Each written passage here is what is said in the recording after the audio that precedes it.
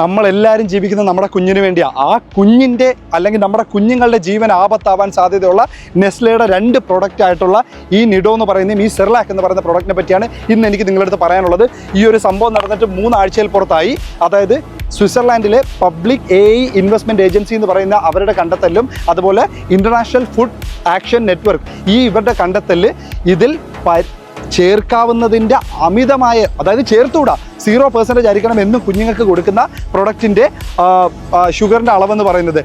അത് ലോകാരോഗ്യ സംഘടന എന്താണോ പറഞ്ഞിരിക്കുന്നത് അതിൽ നിന്നും തികച്ചും വിപരീതപരമായിട്ട് വിറ്റഴിച്ച് ലാഭമുണ്ടാക്കാൻ വേണ്ടി ഇന്ത്യ ഉൾപ്പെടെയുള്ള ഏഷ്യൻ രാജ്യങ്ങളിലും ആഫ്രിക്കയിലുമൊക്കെ കുഞ്ഞുങ്ങളുടെ ഈ സാധനത്തിൽ മാക്സിമം ഷുഗർ അവർ കയറ്റിക്കൊണ്ട് ടേസ്റ്റ് കൂട്ടിക്കൊണ്ട് അവർ വിറ്റ് ലാഭം എടുക്കുകയാണ്. ഇതിൻ്റെ ഏറ്റവും ഹൈലൈറ്റ് എന്തെന്ന് പറഞ്ഞാൽ ഡെവലപ്ഡ് കൺട്രീസ് ആയിട്ടുള്ള US, UK, ജർമ്മനി, ഫ്രാൻസ് ഇവിടെ ഒന്നും അവർ ഈ പറയുന്ന പരിപാടികൾ ചെയ്യുന്നില്ല. അതായത് പണമുള്ള സാമ്പത്തിക വ്യവസ്ഥ നല്ല സ്ട്രോങ്